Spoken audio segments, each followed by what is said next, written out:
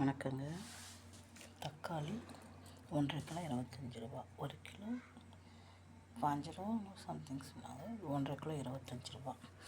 இது மொச்சை 1 கிலோ 50 ரூபா, நல்லாயிருக்கு. சின்ன வெங்காயம் 1 கிலோ 50 ரூபா.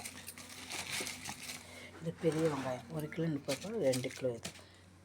அப்புறம் இது கொடை மிளகா 1 கிலோ 40 ரூபான்னு, இது 1/2 கிலோ வாங்கினேன்.